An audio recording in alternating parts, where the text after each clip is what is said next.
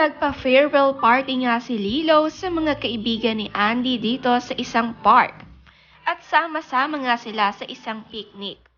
Marami ring kaibigan si Andy na nandito sa city ngayong nagbalik na sila sa Manila, bago lumipad ng Siargao. Wow!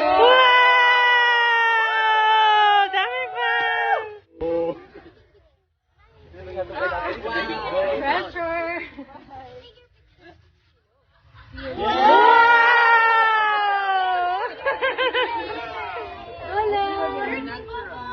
Aliw na aliw kay Lilo ang lahat dahil nabili nila sa park ng bubbles at kayang-kaya ni Lilo hipan ang mga ito. Making bubbles ay favorite ni Lilo gawin, kaya naman napakasaya niyang malaro ulit ito.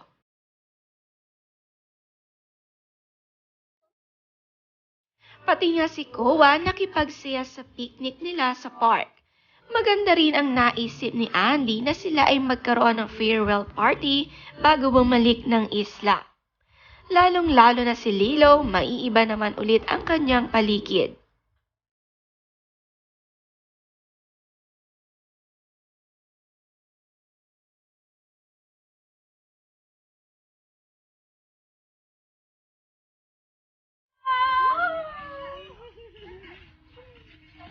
Pagod na kasi ay palitan.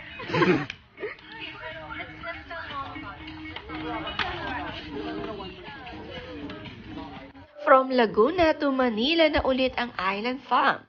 Dahil wala nang kasama si Andy sa Laguna, wala si Philmar at si Angie, nagbalik na sila dito at inanyayahan sa isang masayang picnic farewell party ang mga kaibigan niya. Is it yummy? Yummy? Yeah. Super good? Yeah. Pagka-uwi nila, nagustuhan ni Lilo ang binili ni Mama Andy na burger. Super good raw ito, sabi ni Ellie. Craving satisfied muli si Andy at mas mabilis siyang naka-order dito sa Manila kumpara sa Laguna.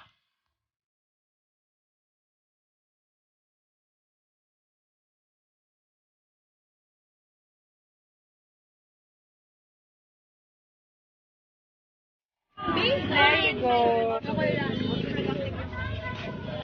Ang mga kamag-anak ni Jacqueline Jose ay nandito. Sina Venica, Yvette, Anna, Sel, Mike, Cheska, Danny, Leslie at Bernard ang mga kaibigan na kasama ni Andy.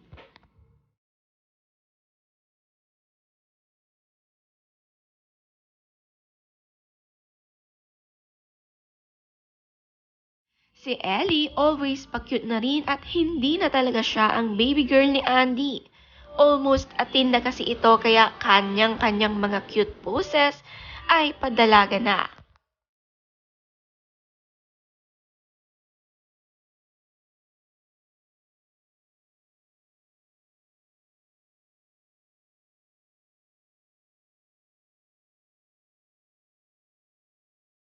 Mabuti na lang nandito si Ellie umaalalay sa kanyang mama para alagaan ang kanyang mga kapatid.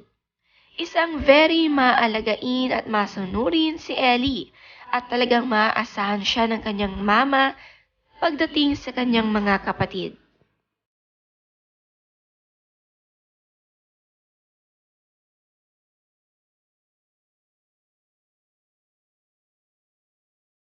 Siyempre, bago sila magbalik sa isla, ay mag-i-stay muna si Ellie sa kanyang Papa Jake.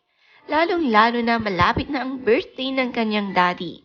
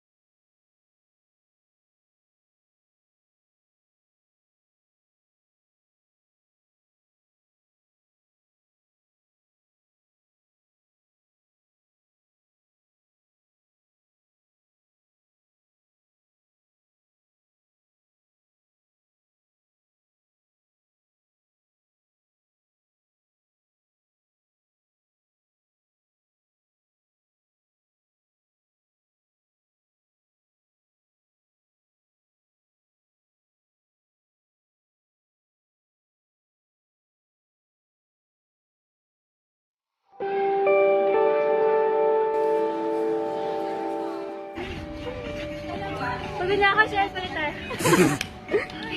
Let's tell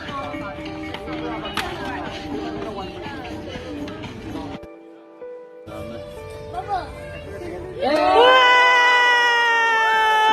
Dami fans!